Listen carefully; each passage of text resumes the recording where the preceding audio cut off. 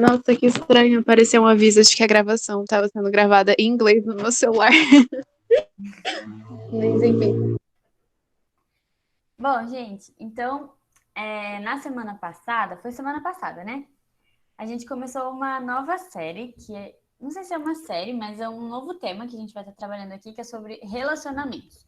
Então, a gente começou a conversar sobre como se dão os nossos relacionamentos e relacionamentos redimidos. Ou seja, qual é o papel que Jesus tem nos nossos relacionamentos. Então, na semana passada, a Bia deu aula e ela falou um pouquinho sobre como foi Deus que criou esses relacionamentos para nós, nós somos seres relacionais, então a gente precisa de outras pessoas, a gente precisa de contato, né, com as pessoas, e como isso foi Deus que colocou em nós. Então não é uma coisa ruim, porque foi o próprio Deus que colocou isso em nós, né? O próprio Deus é trindade, ele é 3 pessoas, então nele mesmo ele se relaciona, né? E ele colocou isso em nós também. Mas ela falou também um pouquinho sobre como o pecado afeta esse relacionamento, como o pecado atrapalha esse relacionamento. Então Deus criou um relacionamento para nós perfeito, mas o pecado atrapalha esse relacionamento em todos os âmbitos. Então os nossos relacionamentos com a nossa família, com os nossos pais, com os nossos amigos, com o nosso cônjuge, marido ou esposa, namorado, enfim. Como que o pecado atrapalha todos os nossos relacionamentos que a gente tem com as pessoas, né? E hoje a gente vai falar um pouquinho mais, a gente vai fechar um pouquinho esse tema bem amplo, né? Que é relacionamentos redimidos, e vai falar um pouquinho mais sobre o nosso relacionamento em família. E antes da gente assistir um vídeo, eu queria trazer um videozinho pra gente assistir, que na verdade é uma música, que ela faz parte de uma cantata de Natal, que chama Um Natal Inesquecível, a cantata. E é uma música que toda vez que eu escuto, eu fico assim... eu acho muito bonita a letra, e eu gosto muito, eu fico muito tocada, assim, né? E eu queria trazer pra gente pensar, refletir um pouquinho na letra da música, né? Mas antes da gente assistir o vídeo, vou tentar colocar aqui, tomara que dê certo. Eu queria que vocês pensassem pra gente responder depois do vídeo. O que família representa para você?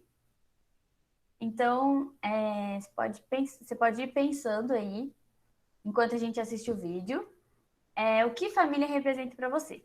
E aí depois a gente vai conversar um pouquinho sobre isso, tá bom? Vamos lá. Tem que apresentar agora. Bom dia, Luísa. Deixa eu só falar de novo para a Luísa. A gente vai assistir um vídeo agora, Lu, e eu quero que vocês pensem na pergunta. O que família representa para você, tá? Tá bom. E aí a gente vai assistir o vídeo e depois a gente vai falar. Eita.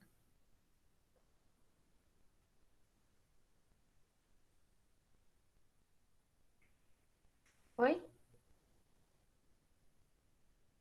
Foi. A gente tá vendo. Beleza.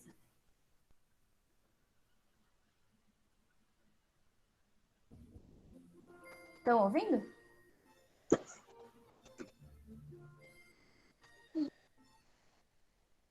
Tá um pouco baixinho só, mas tá dando pra ouvir.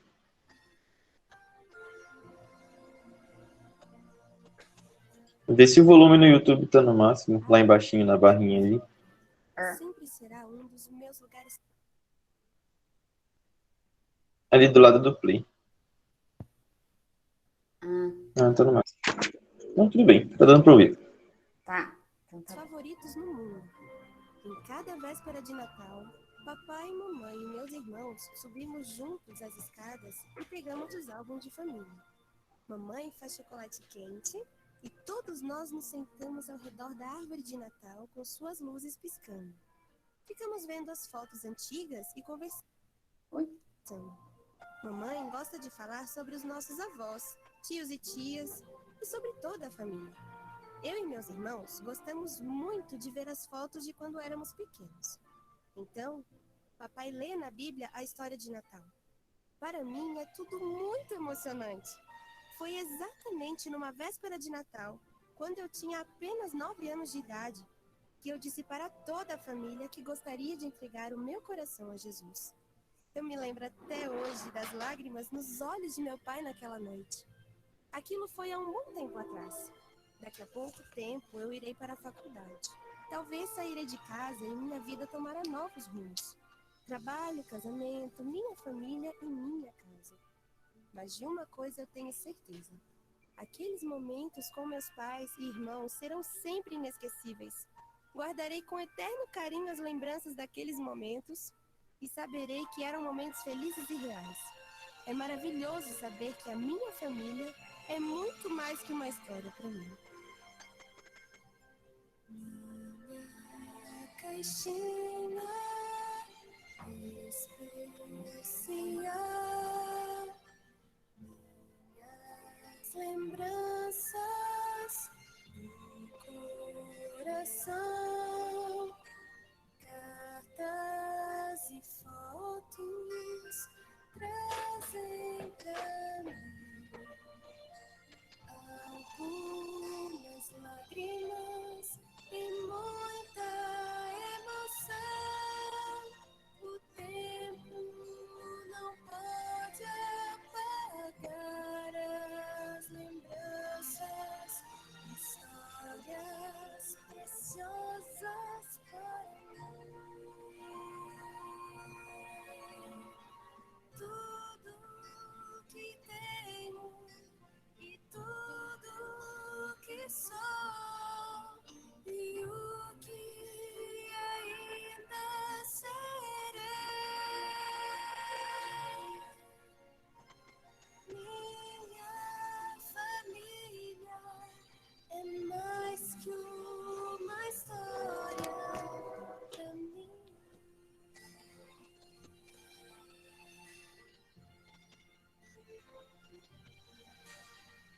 Sábios que chegam para adorar, trazem presentes aos pés de Jesus. Poucas palavras, muita emoção. Bebezinho, o Filho de Deus, o tempo não pode apagar essa história. O amor de Deus por nós. Tudo que tenho e tudo que sou e o que ainda serei. Cristo Jesus é mais que uma história pra mim.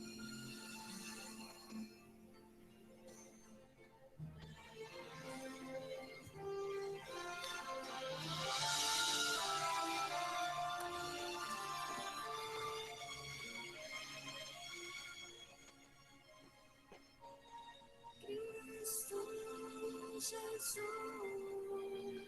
é mais que uma história pra mim.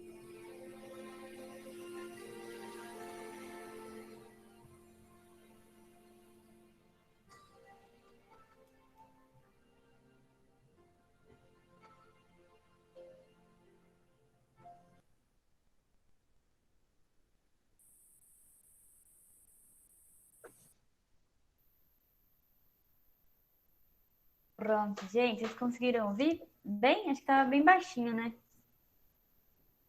Mas deu pra entender tudo. Ah, que bom. Nossa, agora eu tenho que abaixar, porque pra mim tá super alto. Bom, então tá. Eu gosto muito dessa música, eu acho que me traz muitas recordações e muitas coisas que eu penso, né? Mas eu queria perguntar pra vocês, então. O que família representa pra você? Eu queria que vocês participassem, falassem um pouquinho. Pode escrever no chat também, se vocês não quiserem falar. Eu vou falar primeiro que eu já pensei aqui, mas assim, eu sei que isso não é não é que o ideal não é o que acontece em todas as famílias e tudo mais, e que existem famílias muito quebradas pelo pecado, mas eu acho que quando eu penso em família, o que me vem à mente assim é, sabe, um lugar, um conjunto de pessoas que eu tenho certeza que vai me amar, assim, sabe? Que eu tenho certeza do amor dessas pessoas. Tipo, às vezes a gente fica com várias inseguranças em relação a algumas outras pessoas na nossa vida, mas, sei lá, a minha mãe vai me amar mesmo, às vezes ela talvez não gostando de mim ou das minhas atitudes, às vezes, mas ela sempre vai me amar, meu pai, sabe? Então acho que essa segurança, assim, de amor. Legal. Eu acho que eu concordo com o que a Bia falou, mas eu queria adicionar, tipo, que eu acho que família, pra mim, é muito comunhão, assim, tipo, um lugar que todos vão estar juntos e, tipo, é, respeitando uns aos outros e... Uhum. Talvez por conta da forma como a minha família existe, que o meu pai tinha 11 irmãos, minha mãe tem 8, então é uma família bem grande, com muitas pessoas, mas ao mesmo tempo, no Espírito Santo, né, só moravam meus pais, eu e meu irmão. Então a gente não se via sempre, né? É tipo só dezembro, janeiro, final de ano e férias de meio de ano quando a gente viajava para poder ver nossos parentes. E para mim algo que eu acho que é muito verdade, talvez pela minha forma de viver a família assim, são pessoas com as quais você se relaciona e que você ama, mesmo vivendo muito tempo distante, assim, mesmo é algo que um relacionamento que é mais forte, vamos dizer assim, né? Que o tempo, que a distância. E a gente, quando eu penso em família, eu penso nisso, sabe? De pessoas que eu sei que vão me amar, sei que estão comigo e isso também não é algo que depende só da presença. Não é algo fruto só de morar na mesma casa, né? É algo que vence a distância também, em certo sentido.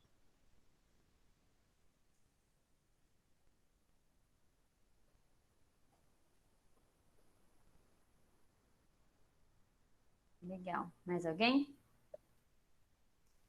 Vou falar pra mim. Pra mim, família representa isso que vocês falaram também, assim, esse amor e esse lugar onde a gente pode ir sempre. Mas pra mim também, família representa, assim, bastante luta e dificuldade, assim, né? A minha família é uma família difícil, a minha mãe, a minha família por parte de mãe não, eles não são convertidos, então é uma família bem complicada. A minha mãe mesmo, assim, a gente tem alguns problemas, né? Ela, por muito tempo, assim, o nosso relacionamento não foi tão bom. Ela é alcoólatra, né? Então ela faz hoje, graças a Deus, ela está se recuperando, ela participa das reuniões do NA e tal.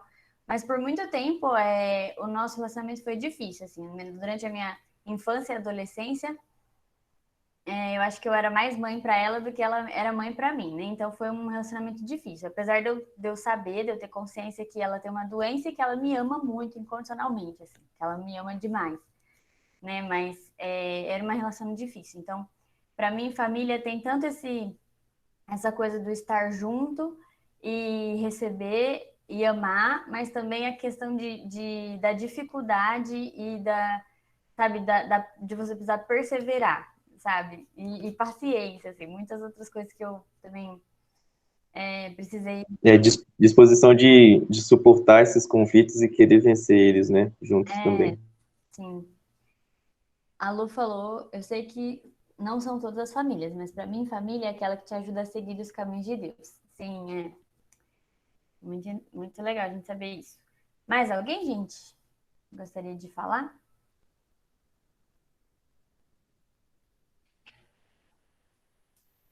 Bom, então, quando a gente pensa em família, a gente pensa em muitas coisas, né? A gente pode ter lembranças boas com a nossa família, a gente pode trazer à memória, assim, muitas coisas que... momentos felizes, momentos bons, mas também, em algumas famílias, pode trazer um sentimento de peso, culpa ou de uma coisa não tão boa, né? Então, assim, dependendo da família, a gente tem uma configuração não boa, né? Assim, então, enquanto algumas pessoas podem lembrar de amor e aceitação e um lugar que você tem conforto, outras podem pensar num lugar de desamor, de raiva, de discórdia e muitas coisas assim. Só que o que é importante a gente saber sobre família? E aí é isso que eu queria trazer hoje para a nossa aula, para a gente pensar nesse relacionamento com a nossa família. A primeira coisa, então, quando a gente pensa em família, é que Deus criou a família. E aí a gente vai ler uns textos. Vou pedir para algumas pessoas, pode ser? Deixa eu ver. Rafa, você pode ler Gênesis 2:7? Posso, peraí, deixa eu só achar aqui. Aí, deixa eu ver. Paulinha, você pode ler Gênesis 4:1? Posso. E a Luísa pode ler Salmos 127:3?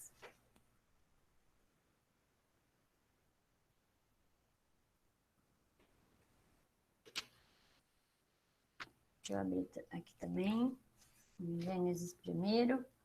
Então, Gênesis 2:7 é o primeiro que a gente vai ler. Posso ler? Pode. Você quer falar, Bia? Não, você vai falar que a Luísa disse que não dá pra ela ler agora. Ah, tá. Não, tudo Eu bem. leio. Eu leio aqui. Ah, então beleza.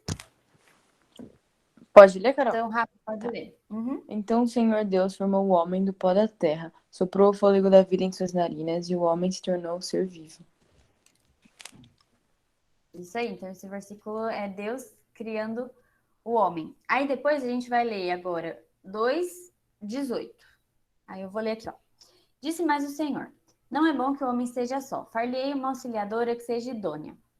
Agora o versículo 23.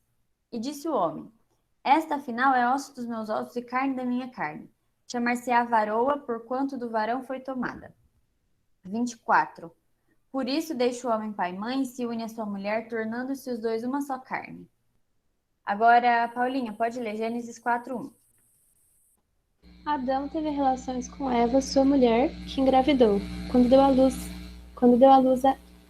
à luz Caim, ele disse: com a ajuda do Senhor tive um filho. Muito bem.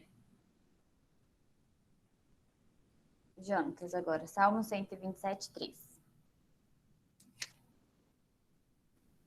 Tá mutado. Os filhos são um presente do Senhor, uma recompensa que ele dá.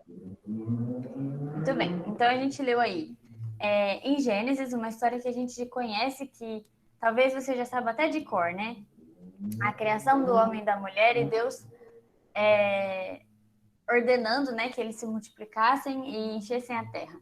Então essa configuração de família foi criada por Deus. Eu gosto muito do versículo que a gente leu, que fala que Deus soprou a vida, né? Quando Deus cria o homem, ele sopra a vida, né, no homem, né? Então eu fico imaginando essa cena, assim, não sei se de Deus soprando essa vida. Então, assim, a vida tá nele, né? Ele é o único que capaz de dar vida, né? Então, isso é muito interessante da gente pensar, né? Que Deus é o único poderoso o bastante para gerar uma vida, para criar algo assim, né? O homem, a mulher e a família da forma como ele criou. E aí depois vem os versículos que falam sobre os filhos, né? Que os filhos são herança do Senhor. Então, não tem como a gente pensar em família sem pensar nessa configuração bíblica, né? Mais para frente a gente vai falar um pouquinho sobre o relacionamento de namoro, casamento e tudo mais. Então a gente vai se aprofundar um pouquinho mais em como tem que ser esse relacionamento de casal, de namoro e tudo mais. Mas por enquanto a gente está falando de família, né? Então essa configuração familiar do pai, a mãe e os filhos, que essa foi a configuração que Deus criou e que ele que ele ama, né? Que ele criou a imagem e semelhança dele. A gente conversou um pouquinho sobre isso também, que nós fomos criados à imagem e semelhança de Deus. Então, isso é a primeira coisa que a gente tem que pensar quando a gente fala em família. A família não foi uma coisa que partiu um dia da cabeça do homem ou da mulher, vou me relacionar, e aí disso vai surgir uma criança, e aí depois a gente vê o que faz, e não, a família foi criada por Deus, e Deus ama profundamente a família. A gente vai ver mais para frente em alguns outros versículos, Deus falando sobre... o Jantes falou, não foi um acidente de Deus, foi propósito do Senhor.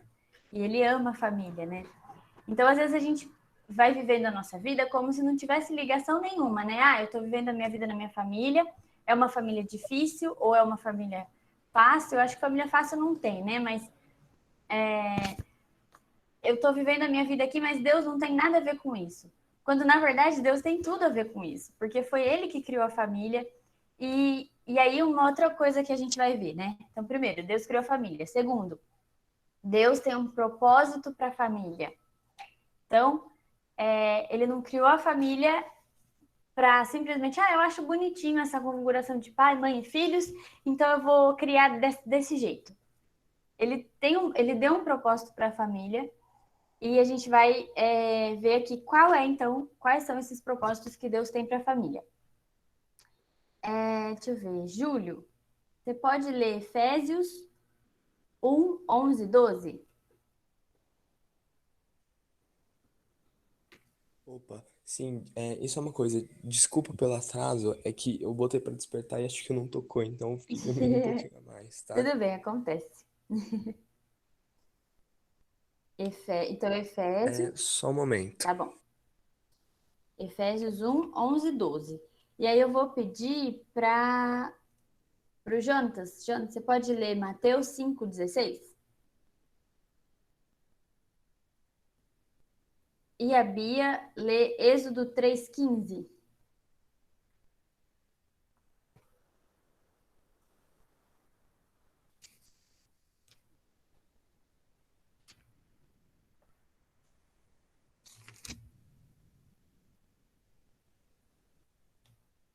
Desculpa, Efésios o quê? 11 e 12. O capítulo 1, os versículos 11 e 12. Ok.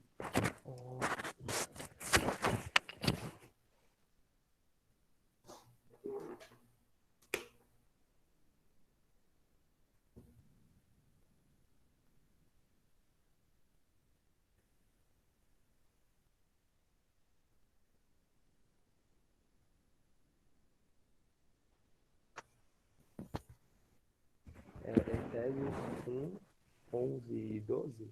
Isso.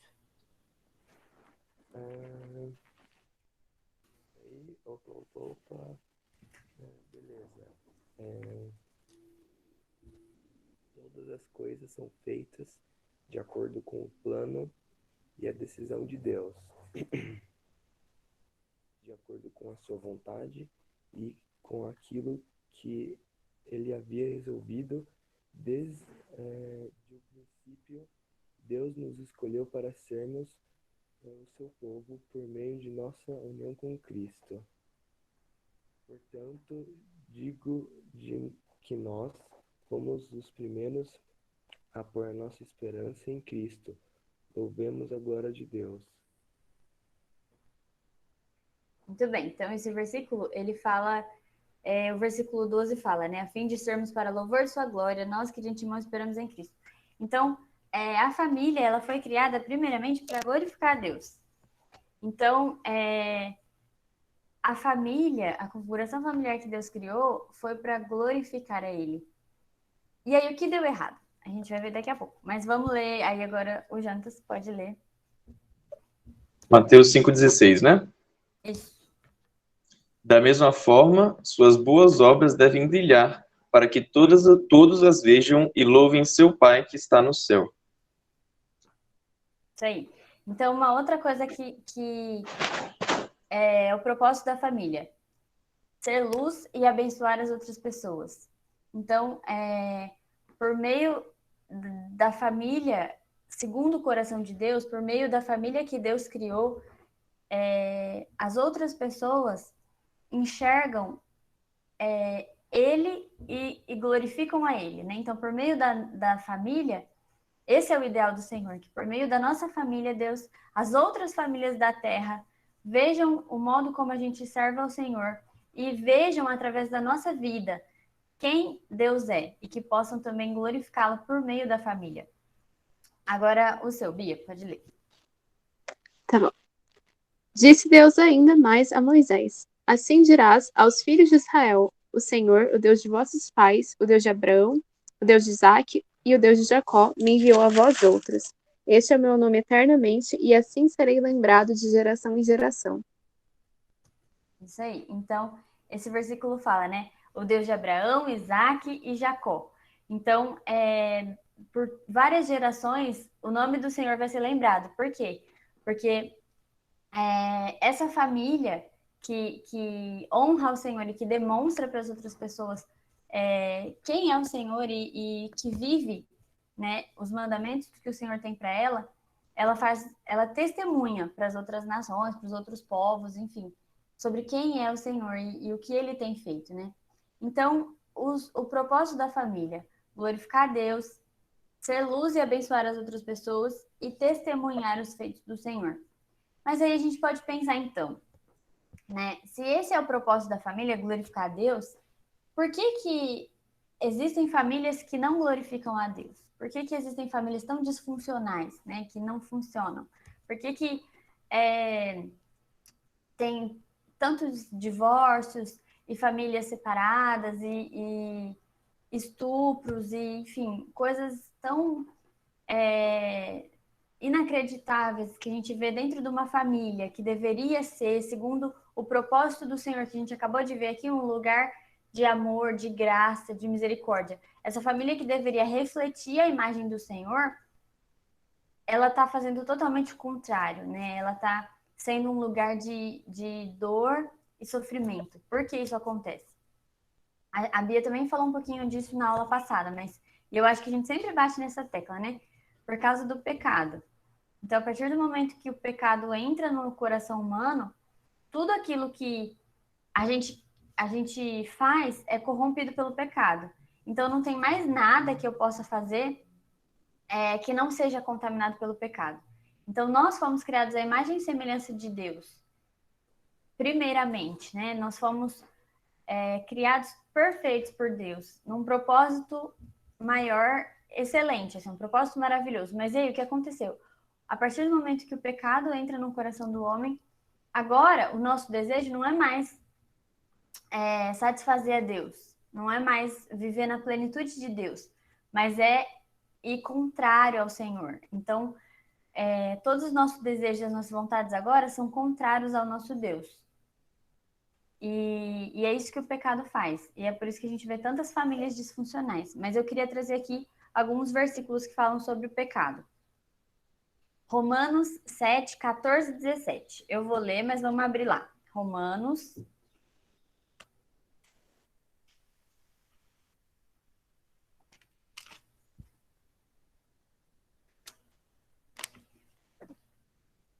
7,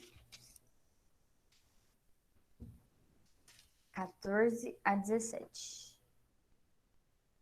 Porque bem sabemos que a lei é espiritual. Eu, todavia, sou carnal, vendido à escravidão do pecado.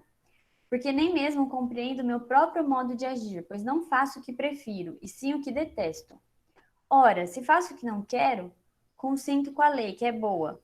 Nesse caso, quem faz isto já não sou eu, mas o pecado que habita em mim. Aqui é Paulo falando, né? Eu gosto muito desse texto de Paulo falando, porque eu acho que representa muito bem assim, o que o pecado faz com o nosso coração, né? Quando ele fala no versículo 20, né? Já não sou eu quem faz, e sim o pecado que habita em mim.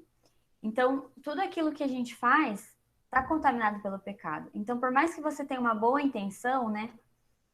O pecado contamina, ele atrapalha, né? Então, o pecado atrapalha o nosso relacionamento com as pessoas, o pecado atrapalha o nosso relacionamento com a nossa família. Então, por mais que a gente tente, a gente sempre vai ter no nosso coração algo que nos leva, assim, que nos leva para longe do Senhor, né? Que se a gente não cuidar, esse pecado vai tomar lugar no nosso coração. Aí tem outro versículo também, 1 João 1, 8 e 9. Vamos abrir lá, 1 João 1, 8 e 9.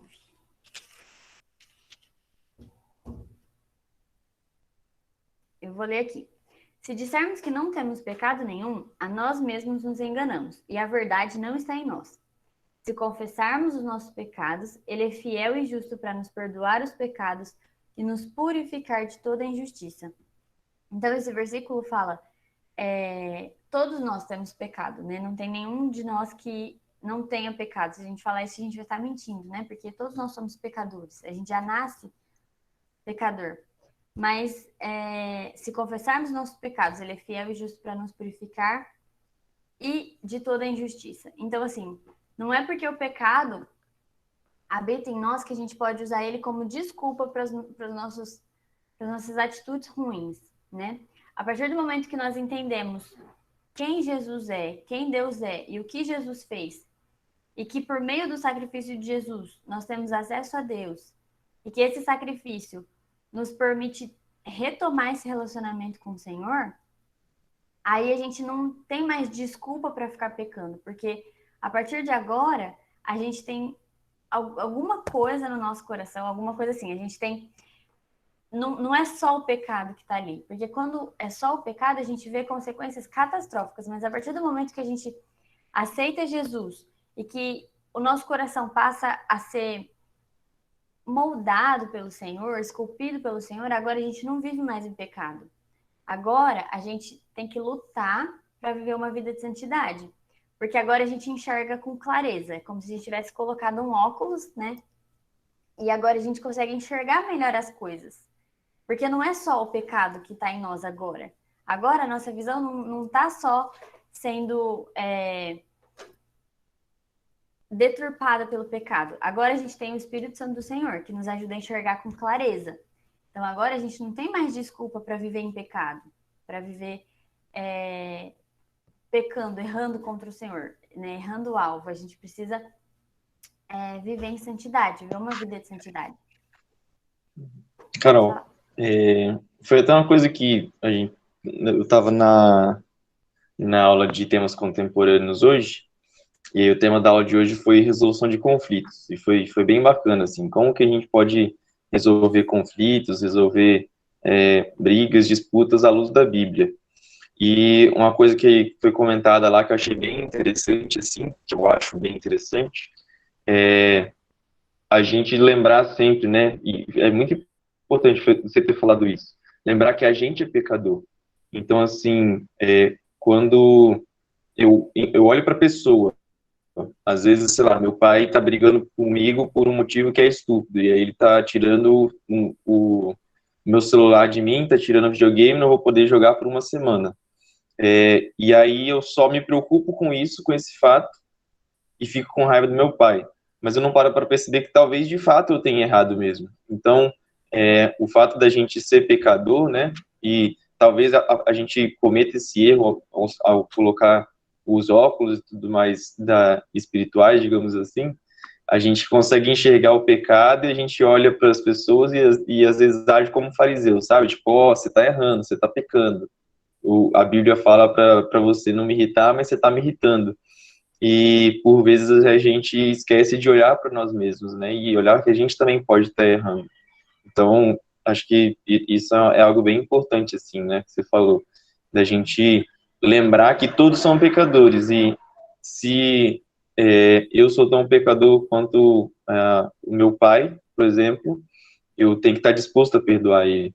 Porque a Bíblia até fala, né? A gente já recebeu um perdão muito maior. A gente recebeu o perdão de Deus. Através de Jesus, né? A gente recebeu a salvação. Então, a gente tem que estar disposto a perdoar também e a buscar resolver esses conflitos dentro de casa. Lembrando que nós também estamos suscetíveis a errar. É bem isso que Paulo fala, né? Tipo, Não é da minha vontade pecar, não é da minha vontade errar, mas por conta do pecado mesmo, eu acabo errando, mas que Deus ajude a gente também a vencer isso e a enxergar os nossos erros quando eles acontecem. Sim. E aí a gente entra num outro ponto, né? A gente pode pensar assim, poxa, mas então se eu sou pecador e moro com um monte de pecador, como que esse relacionamento vai dar certo? Porque é impossível.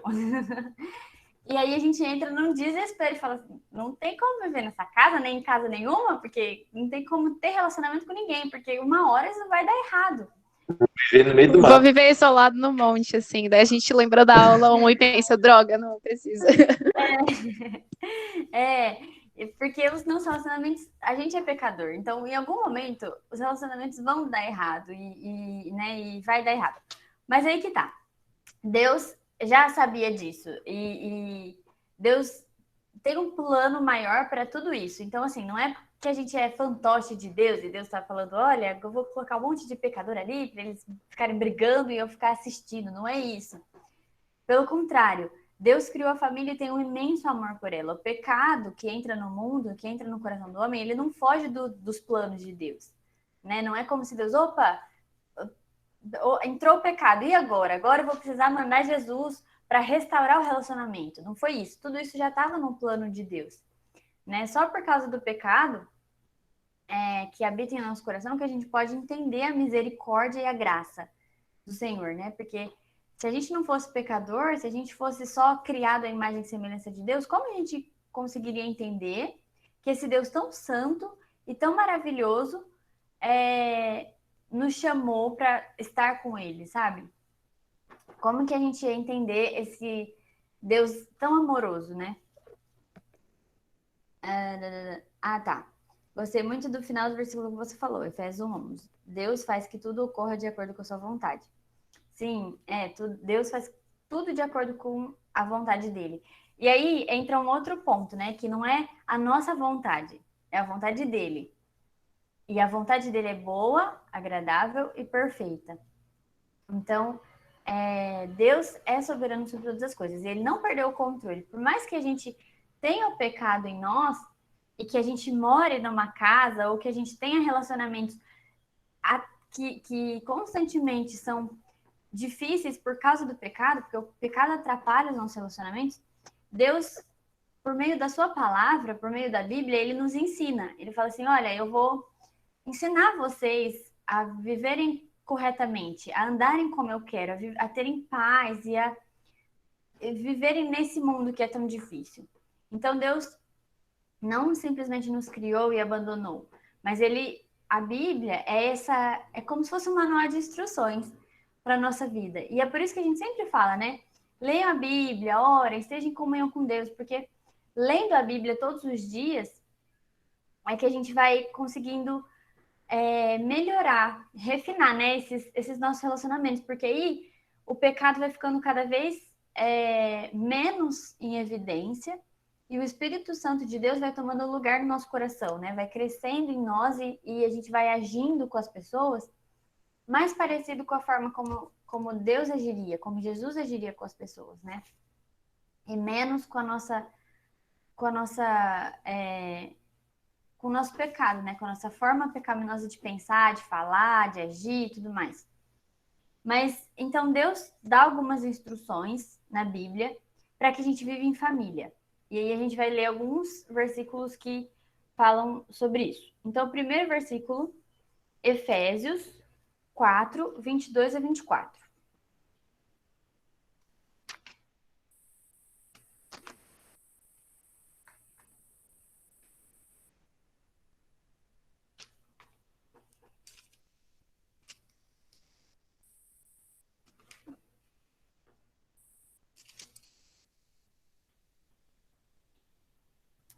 Tá, fala assim, ó.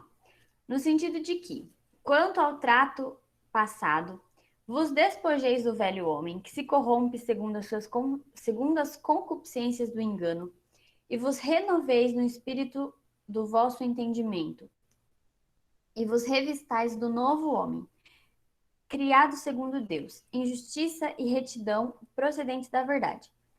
Essa linguagem está um pouco... Tem alguém que tem a nova tradução da linguagem de hoje? para ler nessa versão? Eu tenho, Carol. Eu tô Então com a. pode ler, Rafa. Posso? É do 22 até o 24? Isso. Livrem-se de sua antiga natureza e de seu velho modo de viver, corrompido pelos desejos impuros e pelo engano.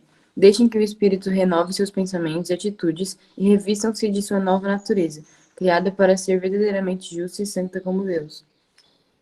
Isso aí, obrigada, Rafa. Então, eu vejo que esse é o primeiro passo para a gente ter um bom relacionamento em família e um bom relacionamento em todos os âmbitos da nossa vida.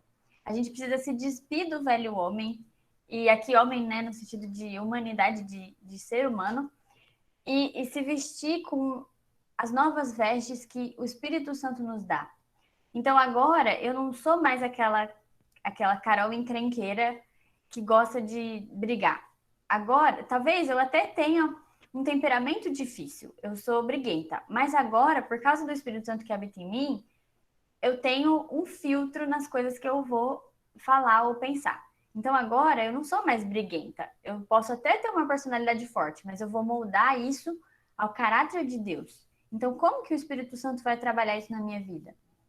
E à medida que eu vou me renovando com o Espírito Santo, esse relacionamento vai ficando mais fácil. Talvez não no sentido assim, agora que eu sou cristã, então agora que eu sou crente, agora que eu tenho o Espírito Santo de Deus, eu vivo em paz e assim, eu não vou ter mais problema na minha família, eu não vou ter mais dificuldade no relacionamento com a minha mãe ou com o meu irmão. Você ainda vai ter essas mesmas dificuldades, mas você vai ter mais sabedoria para lidar com elas à medida que você está mais perto de Deus. Aí tem outro versículo também. Romanos 12, 2.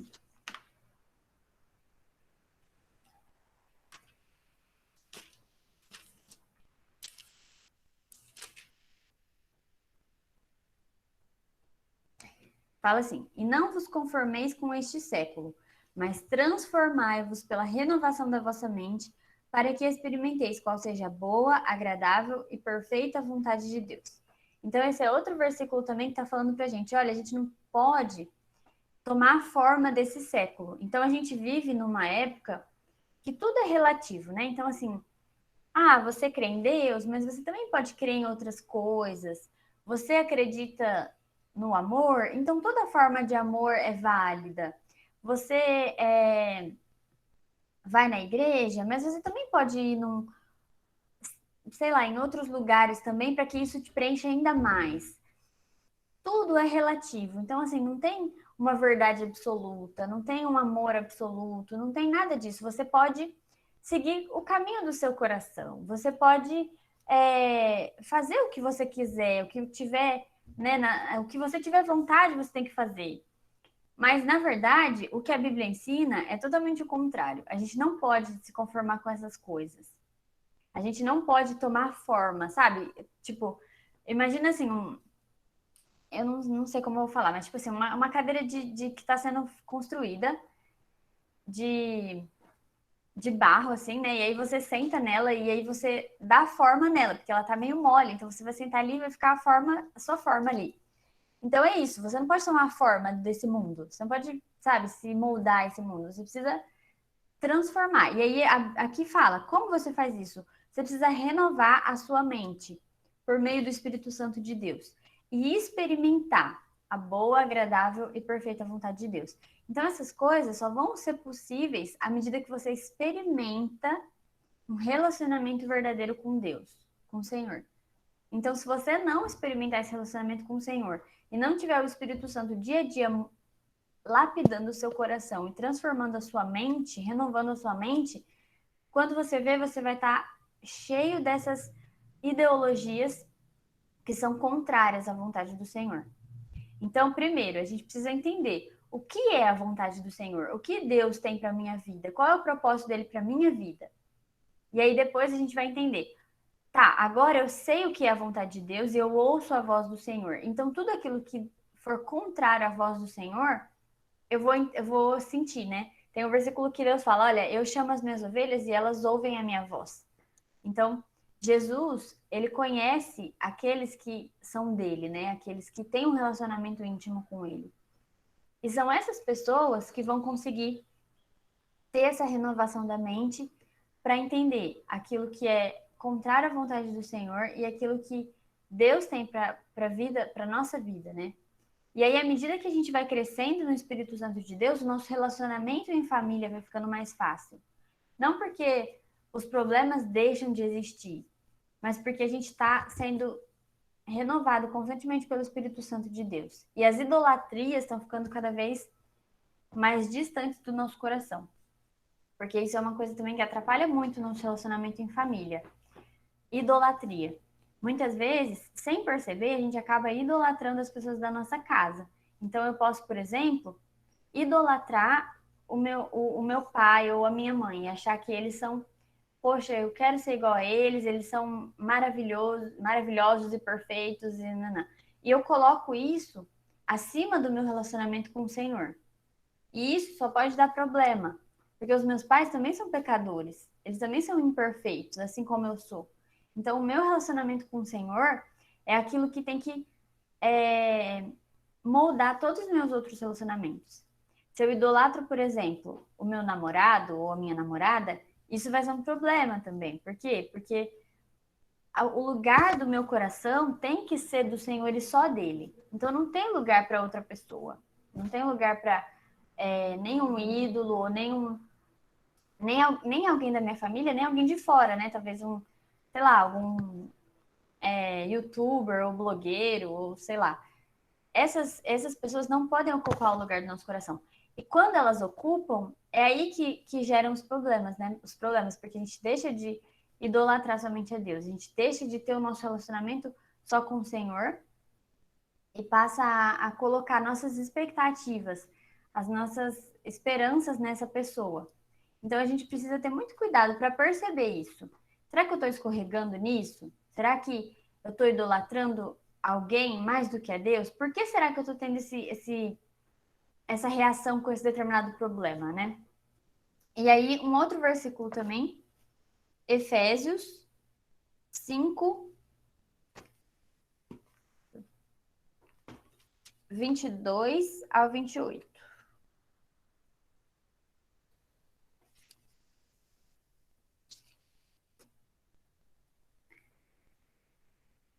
Aí aqui, Deus está falando mais especificamente assim, né? Como que deve ser um lar cristão? Então aí ele dá algumas instruções. E aí ele começa no versículo 22 falando: as mulheres sejam submissas ao próprio marido, como o Senhor, porque o marido é a cabeça da mulher, como também Cristo é o cabeça da igreja, sendo este mesmo o salvador do corpo.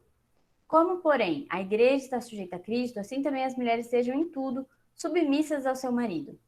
Maridos, amai a vossa mulher como também Cristo amou a igreja. A si mesmo se entregou por ela. Depois, no versículo 28. Assim também os maridos devem amar a sua mulher, como ao próprio corpo. Depois, os 6, de 1 a 4, ele vai falar do relacionamento dos filhos. Filhos, obedecei a vossos pais no Senhor, pois isso é justo. Honra teu pai e tua mãe, que é o primeiro mandamento com promessa, para que te vá bem e sejas de longa vida sobre a terra. E vós, pais, não provoqueis os vossos filhos a ira, mas criai-os na disciplina e na admoestação do Senhor. Então, aqui, Deus dá algumas diretrizes para um relacionamento num lar cristão. Então, ele começa falando das mulheres: sejam submissas ao vosso marido. Aí muita gente vai pegar e vai falar: mas então a mulher tem que ser submissa, e essa coisa de submissão que eu não aceito, que eu não quero. E aí depois vai falar: olha, vocês são submissas ao seu marido, mas marido, o seu dever também é muito importante, porque você precisa amar a sua esposa como Cristo amou a igreja, ou seja, a ponto de morrer por ela. Então, se você é casada com um homem que morre por você, né, é muito fácil ser submissa a um homem que é fiel ao Senhor e que ama ao Senhor. Né? O problema começa quando o pecado no nosso coração atrapalha essas diretrizes que o Senhor deu. Depois ele vai falar, né, para os filhos: filhos, vocês precisam obedecer aos seus pais, pois isto é justo. Honra teu pai e tua mãe, que é o primeiro mandamento com promessa. Esse mandamento também é muito interessante, porque fala que se você honrar seu pai e sua mãe, você vai viver mais tempo. e para que te vá bem e sejas de longa vida sobre a terra. E aí fala para os pais: pais, não provoquem a ira aos seus filhos. Então aqui Deus está dando umas diretrizes para um lar cristão, né? Isso quer dizer que sempre a gente vai acertar? Ah, eu sempre vou ser submissa ao meu marido porque essa é a vontade de Deus? Não, por causa do pecado. Então, por causa do pecado, o meu desejo sempre vai ser contrário ao desejo dele, né? Então é difícil viver em submissão. Para os filhos, vai ser fácil obedecer aos pais? Não. Por quê? Porque os pais também são pecadores. Então os pais também erram. Então vai ser difícil para os filhos obedecer a pais que também erram e que também são pecadores. Vai ser difícil para os pais não provocar a ira aos filhos, né? Porque eles também são pecadores. Então, essas diretrizes, elas mostram um pouco de como Deus instrui para que a gente viva num ambiente de paz. Quer dizer que toda vez vai ser assim? Toda vez vai ser bom? Não, por causa do pecado. Então, o pecado está no nosso coração e isso atrapalha o nosso relacionamento. Depois, o capítulo 6, 10 a 18. Fala assim, ó. Quanto ao mais, sede fortalecidos no Senhor e na força do seu poder. Revesti-vos de toda a armadura de Deus, para poderdes ficar firmes contra as ciladas do diabo. E porque a nossa luta não é contra o sangue e a carne, e sim contra os principados e potestades, contra os dominadores deste mundo tenebroso, contra as forças espirituais do mal nas regiões celestes. Portanto, tomai toda a armadura de Deus, para que possais resistir no dia mau. E depois de ter desvencido tudo, permanecer inabaláveis. Estais, pois, firmes, cingindo-vos com a verdade e vestindo-vos da couraça da justiça. Calçai os pés com a preparação do evangelho da paz, embraçando sempre o escudo da fé, com o qual podereis apagar todos os dardos inflamados do maligno. Tomai também o capacete da salvação e a espada do Espírito, que é a palavra de Deus, com toda oração e súplica, orando em todo o tempo no Espírito, e para isto vigiando com toda perseverança e súplica por todos os santos. Esse texto, ele fala que a gente precisa se revestir da armadura de Deus, né? Por quê? Porque esses relacionamentos em família, Deus já sabia que não seria fácil. Deus sabia que aqui a gente teria que lutar contra o pecado. Mas uma coisa importante que fala nesse texto, a nossa luta não é contra a carne e o sangue. Então a nossa luta principal não é contra o nosso pai e a nossa mãe. A nossa luta principal não é contra o meu amigo que falou alguma coisa sobre mim que eu não gostei. Minha luta principal não é contra o meu marido. A minha luta principal não é contra minha namorada ou namorada. A minha luta principal é contra o pecado. E aqui vai falar também contra o diabo, né? E muitas vezes a gente tem essa coisa de achar assim, não, mas o diabo não existe, mas o diabo é uma coisa inventada, ou a gente imagina, né, aquele diabo vermelho com aquele negócio assim. Mas a Bíblia nos fala que o diabo, ele anda ao nosso derredor como um leão que ruge. Então, assim, o diabo existe. E ele também faz com que a gente sofra tentações, né? Então, por mais que eu seja convertido, por mais que o Espírito Santo de Deus habite em mim, o diabo não tem poder sobre a minha vida, mas o diabo oferece situações para que eu seja tentado, né? Para que eu peque contra o meu Deus, para que eu me afaste do meu Deus, né? Então isso pode ser das formas mais sutis, né? Às vezes o diabo, o nosso próprio coração nos engana, mas o diabo também coloca nas nossas vidas situações ou pessoas que vão nos afastar do Senhor. E por isso aqui está falando, olha, a gente precisa se revestir da armadura de Deus. E aí ele vai falar, né? Qual é essa armadura? E aí ele vai falar, a gente precisa nos cingir com a couraça da justiça, calçar os pés com a preparação do evangelho da paz, o escudo da fé, o capacete da salvação e a espada do Espírito Santo, que é a palavra de Deus. Então, se a gente... aqui é uma imagem de luta mesmo, que a gente precisa estar disposto. a lutar, sabe? E entender que a nossa luta não é contra as pessoas. Todas as pessoas foram criadas à imagem e semelhança de Deus, mas todas são pecadoras, né? E a nossa luta não é contra as pessoas. A nossa luta é contra o pecado. A nossa luta é contra o nosso coração pecaminoso. Então, como que a gente se prepara para essa luta? A gente não vai para uma luta de chinelo e bermuda, né? A gente vai preparado, né? Então, a gente precisa ter conhecimento da palavra de Deus. A gente precisa ler a Bíblia. A gente precisa orar e buscar no Senhor. A Bia, eu acho que o Jantas iria. Nossa, louco. Mas a gente precisa, então, de preparo. E é por isso que a gente estar despreparado gera muitas coisas ruins para nós, né? Por isso que a gente sempre bate nessa tecla de devocional. A gente precisa de disciplina espiritual, porque a gente não está numa boa. A gente está numa luta contra o pecado. A gente está numa luta contra esse mundo de injustiça.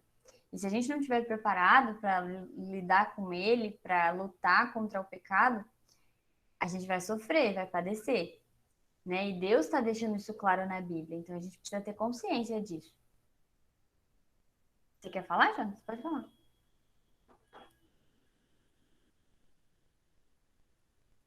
Você quer falar?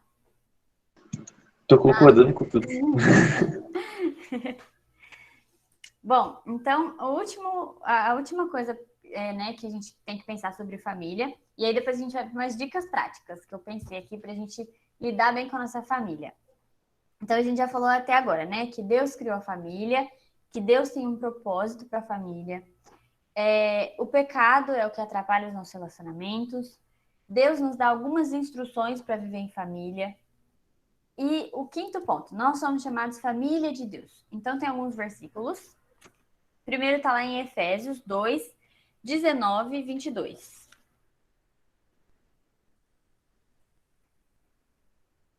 Acho que eu só queria comentar que o fato de ter vários versículos de Efésios hoje comprova por que essa carta é minha favorita. Assim. 2, 19 e 22. Fala assim: assim já não sois estrangeiros e peregrinos, mas concidadãos dos santos, e sois da família de Deus, edificados sobre o fundamento dos apóstolos e profetas, sendo ele mesmo, Cristo Jesus, a pedra angular, no qual todo o edifício, bem ajustado, cresce para santuário dedicado ao Senhor, no qual também vós, juntamente, estáis sendo edificados para a habitação de Deus no Espírito. Então, o versículo 19 fala, né? Mas concidadãos dos santos, e sois da família de Deus. Então, nós que somos chamados, segundo o propósito do Senhor, a gente que tem o Espírito Santo no nosso coração, que aceitou Jesus como nosso único e suficiente Salvador, suficiente quer dizer assim, a gente não coloca mais nada que possa incrementar a nossa fé.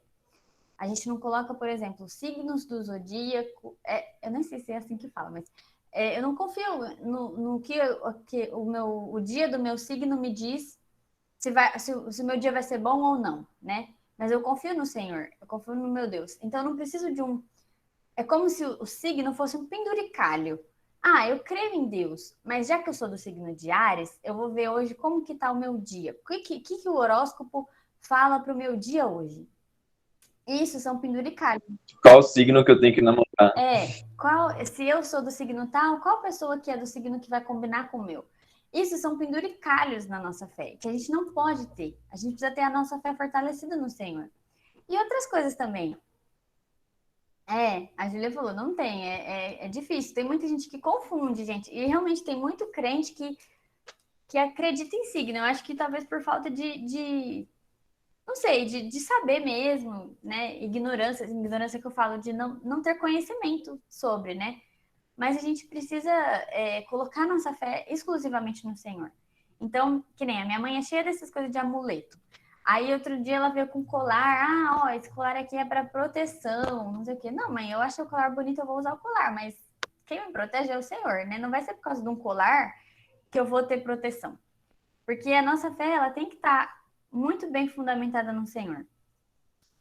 E aí, nós somos chamados da família de Deus. Então, se você é chamado família de Deus, não é qualquer coisa, né? Isso é muita coisa, né? Pensa, nós somos da família de Deus e a gente foi separado para um propósito maior. Então, isso é muita coisa, né? A gente tem que levar isso com seriedade, né? Se nós cremos, proteger de mal olhada, essas coisas, né? Deixar a Bíblia aberta no Salmo 23, enfim, várias coisas que são crendices, né? E a gente acha que a gente pode, assim, ir acrescentando e incrementando na nossa fé. Mas a Bíblia é clara, Jesus é o único caminho. Então, não existe outro caminho. O caminho é Jesus. Então, a gente precisa crer, confiar nele com todo o nosso coração, toda a nossa alma, todo o nosso entendimento. E entender que nós somos chamados família de Deus. Por quê? Se Deus nos chama de família, será que a família não é importante para Deus? Né? Se Deus tivesse criado a família simplesmente por criar, por que ele nos chamaria de família, né? Sendo que não somos, a Bíblia fala que nós somos a obra principal do Senhor ali, né? Porque ele nos colocou em nós imagem e semelhança dele. Então, nós somos muito amados pelo Senhor e ele nos chama de família. Aí tem vários outros versículos. 1 João, também, 3, 1 e 2.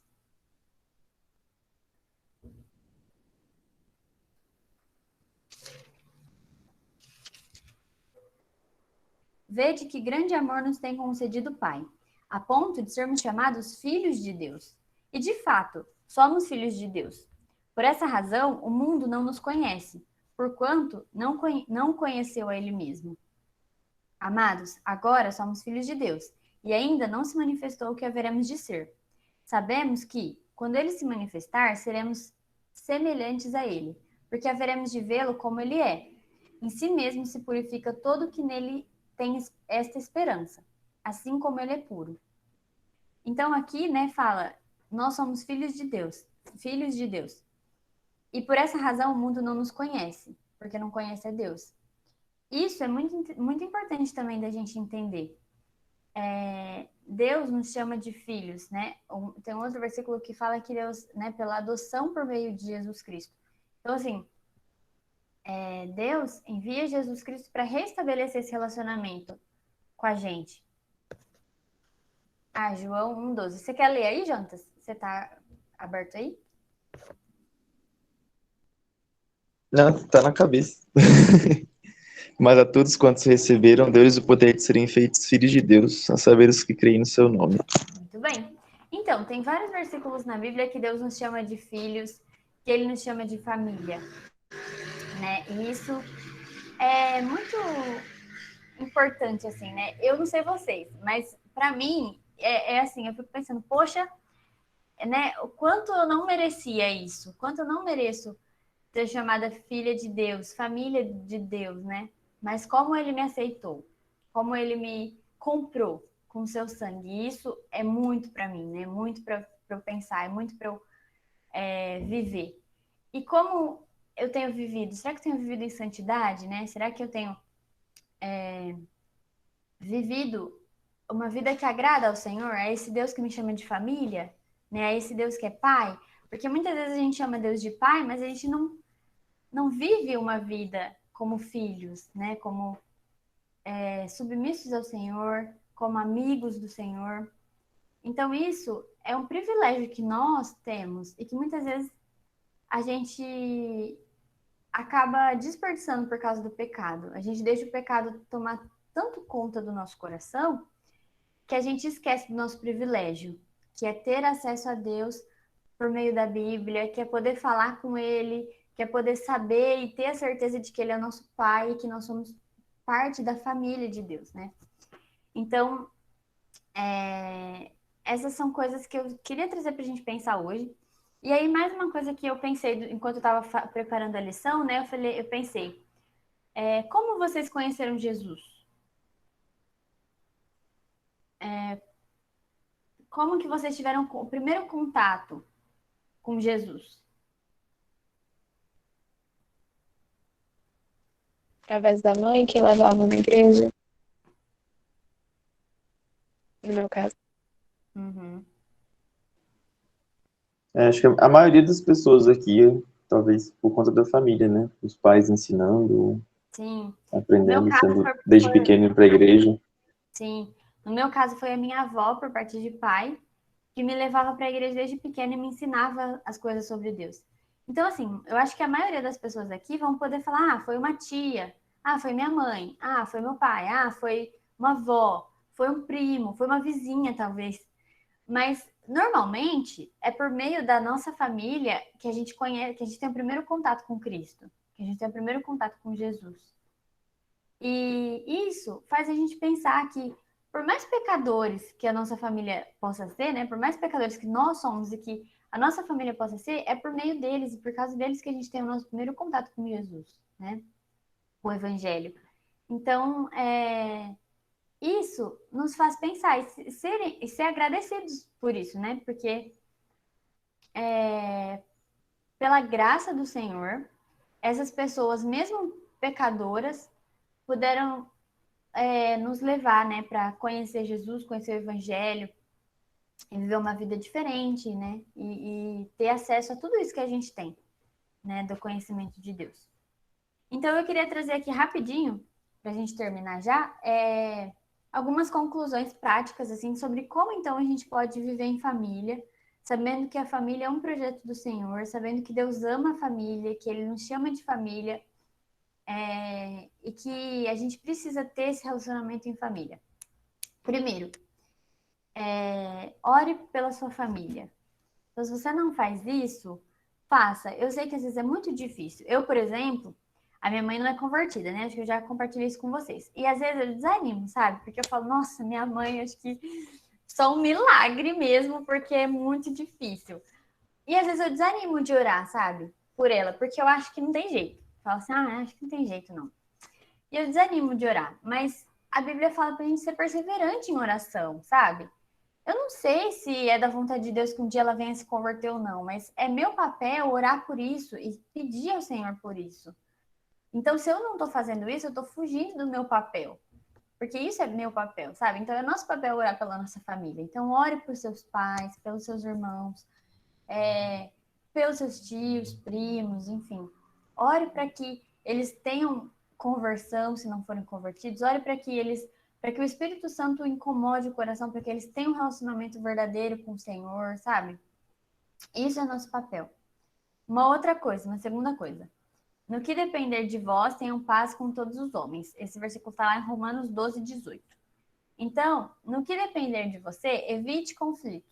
Então, assim, não seja o briguento da casa, sabe? Evite conflitos. O João estava falando da aula, né? Que foi hoje foi sobre isso, lá a aula da sala de. Não sei qual que é a sala. Esqueci. Temas contemporâneos? Não. Temas contemporâneos. Temas contemporâneos, que foi sobre conflitos. Mas é uma outra dica prática também. Então, evite conflitos. Assim, eu sei que nem sempre a gente pode evitar os conflitos. E que também, às vezes, evitar conflito demais é a gente ficar guardando muita coisa que a gente gostaria de falar e que, às vezes, por conta de evitar conflito, a gente acaba guardando muito tempo isso. Isso não é legal também. Mas o que eu falo é assim, não evite que a raiva te faça fazer coisas ruins, sabe? Então, por exemplo, eu tenho uma coisa que está guardada há muito tempo, mas eu nunca falo. Aí, num dia que eu tô nervoso, eu vou lá e jogo tudo em cima da minha mãe, tudo em cima do meu pai, tudo em cima do meu irmão, da minha irmã, porque eu tô nervosa com uma situação que ela fez, ou que ele fez, enfim. Isso é ruim, né? Então, a gente deve evitar isso. Uma outra coisa. Ajude no que você puder e esteja sensível aos momentos de dificuldade. Então, assim, ajude no que você puder em casa. E não é só ajudar nas tarefas de casa. Isso também, né? Ajudar nas tarefas de casa é bom, mas ajude, assim... Se você tá percebendo que sua mãe ou seu pai não tá legal, como que eu posso ajudar? Talvez eu não vou lá conversar, talvez esse não seja o caminho, mas... Poxa, eu vejo que tem alguma coisa que eu posso fazer para tornar o dia da minha mãe ou do meu irmão mais alegre, então eu vou fazer, sabe? Isso eu posso fazer, posso tentar fazer. Às vezes é mais do que só, tipo, o ajudar, tipo, vou riscar esse item aqui da lista de coisas para fazer. Tipo, minha mãe pede para eu arrumar minha cama todo dia, eu vou ajudar arrumando a minha cama. Mas vai também da gente fazer algo a mais, vamos dizer assim, né? Algo que não seria esperado, talvez. Tomar a iniciativa de fazer alguma coisa mesmo, né? Acho que isso é importante. Sim. E estar sensível a esses momentos de dificuldade, né? Isso também é o Espírito Santo que nos permite, porque por nós mesmos, a gente não é sensível, a gente é insensível. Então, assim, a gente quer viver a nossa vida dentro do nosso quarto, no nosso computador, fazendo as nossas coisas, sabe? Sendo que lá fora tá acontecendo muitas coisas e às vezes a gente nem sabe o que tá acontecendo na nossa casa, né? Então, pra gente estar sensível e pedir ajuda do Senhor, né? Deus me ajuda a estar sensível ao que os meus pais estão passando. E entender que, por mais que eles pequem, por mais que eles são pecadores, eles também são pais, né? E eles querem o melhor para nós, né? E será que a gente quer o melhor para eles? Né? Não é porque a gente é filho, eu sou filho, então a responsabilidade de cuidar, de me criar é do meu pai. Então eu não me importo como eles estão. O importante é que eu tenha as minhas necessidades supridas. A gente não pode ser assim, né? A gente precisa ter sensibilidade para entender o momento que a nossa família está passando e ser cuidadoso com isso, sabe? E aí, uma última coisa. Se você estiver passando por um momento muito difícil na sua família, se você não consegue conversar, se você, por exemplo, não tem pessoas cristãs na sua família, ou mesmo que você tenha, mas que você não tenha liberdade para conversar sobre determinados assuntos, procure alguém que possa te aconselhar biblicamente. Então, não passe por problemas sozinho, sabe? Não fique assim, poxa, eu tô passando por um momento difícil aqui em casa, mas eu tenho vergonha de conversar com as pessoas, ou eu acho que eu vou atrapalhar as pessoas se eu estiver fazendo isso. Sabe? Não faça isso. E procure pessoas para aconselhar, que possam aconselhar biblicamente, porque muitas vezes a gente tem amigos que vão dar péssimos conselhos, e aí é ruim também. Então, procurem pessoas que possam aconselhar biblicamente. Procure o pastor, de repente, da sua igreja, posso falar, né, pelo Will, procure o Will, se for o caso, ou qualquer outro pastor que você tenha intimidade, que você consiga conversar. Enfim, marque um momento para conversar. Eu estava conversando com o Will sobre isso, né? São poucos adolescentes que marcam para conversar, né, com o pastor. Talvez, assim, por medo, vergonha, ou assim, o que minha mãe vai achar que eu tô falando, o que meu pai vai achar. Mas esses momentos são importantes. Ter uma pessoa que vai caminhar com você, que vai poder te orientar biblicamente. Então, esses momentos são muito importantes. Então, procure isso também. Mas, então, é isso. São essas as dicas. E agora a gente vai orar para finalizar nossa aula. Eu queria pedir desculpa se eu fui muito longa e demorou um pouco, mas eu acho que está dentro do tempo, né? Tá, tranquilo. Cara, eu posso fazer só um último comentário também, que eu pensei Pode. quando você estava Desculpa, falando. eu não dando muito espaço para vocês falarem, mas... Não, tranquilo. É uma coisa que eu lembrei, pensei também quando você estava falando sobre a família da fé e tudo mais, né? Assim, eu acredito, talvez esse não... Espero também, em Deus, que esse não seja o caso das pessoas aqui. A gente vê histórias de pessoas, ou até mesmo conhecer amigos que têm uma família totalmente destruída, assim. Sei lá, tipo, nunca conheceu o pai, ou o pai agrediu fisicamente ou até sexualmente quando era criança e tudo mais. Existem muitos traumas que podem acontecer dentro da família. E isso é uma coisa que é verdade também. Infelizmente, acontece, e como a gente comentou, isso é fruto do pecado. Então, assim, acho que uma coisa importante para a gente falar também, né? Se você olha para sua família e às vezes enxerga muitos problemas, você está sem esperança e tudo mais, você não vê um modelo de um pai que te ame, ou um modelo de uma mãe, tipo, a sua mãe talvez não é aquilo que você esperaria que fosse, não pense nas pessoas e na incapacidade delas, né? Olhe para Deus e olhe para Ele, porque Ele é o Pai perfeito. Então, se você vê que a situação, o seu relacionamento com seu pai é muito difícil, olhe para Deus e busque, através de Deus, como esse relacionamento pode ser aprimorado. busque em Deus o consolo e o conforto para saber de que é possível existirem bons pais. E funciona para a mãe também, né? Se você tem um relacionamento difícil com a sua mãe, se existem muitas brigas e tudo mais, busque entender em Deus, né, a cura para isso tudo. E acredito que, assim, é a família da fé, né, igual a Carol falou, a família de Cristo, porque ela vai servir para a gente mostrar, apontar de que é possível existirem esses relacionamentos de uma forma melhor. Não que a gente talvez vá conseguir viver um relacionamento perfeito aqui na Terra, né, isso só no céu, que não vai ter pecado, mas que isso faça a gente ter esperança também, né? E como a Carol falou, que a gente não desista também de orar pelas nossas famílias, para que a gente persevere, né? Para que a gente sempre coloque diante de Deus as necessidades da nossa família. Sim, amém. Vocês querem comentar mais alguma coisa, gente?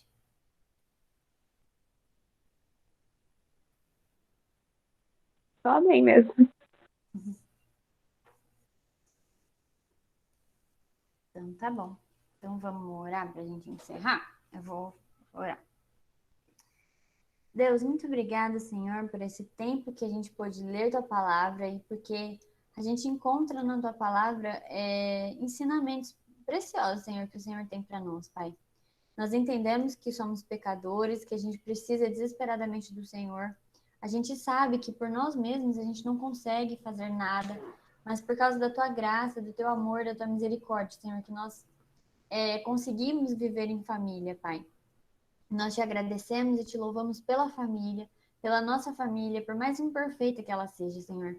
A gente entende que o Senhor nos colocou nessa família porque o Senhor tem um propósito para as nossas vidas, porque o Senhor, que já escreveu a nossa história, sabe todas as coisas, Senhor. Então, Pai, que o Senhor possa nos usar na nossa família, cada um aqui, Senhor. Que o Senhor conhece cada família aqui. Então, Pai, abençoa as nossas famílias, cuida de nós, Senhor, nos ajuda a ser sal e luz nas nossas famílias, nos ajuda que a gente não seja insensível às coisas que estão acontecendo na nossa casa, mas que a gente possa buscar o Senhor, clamar a Ti, e que a gente possa ser canal de bênção para aqueles que moram com a gente, para aqueles que convivem com a gente, Senhor Deus. Pai, nós queremos te agradecer e te louvar, e te pedir ajuda, Senhor, porque não é fácil, nós sabemos que não é fácil, é difícil. Então, que o Senhor nos ajude a ter uma disciplina espiritual, a crescer mais na nossa fé, a amar cada dia mais o Senhor e que tudo isso possa se transformar em frutos na nossa vida, Senhor, não para nós e não para nossa glória, mas para a glória do Senhor, porque nós entendemos que o Senhor é santo, perfeito, maravilhoso, Senhor. Muito obrigada, Pai, por cada vida que está aqui. Eu te louvo, te agradeço, Senhor, e te peço que o Senhor nos abençoe. Em nome de Jesus. Amém. Amém. Vou parar a gravação. Amém.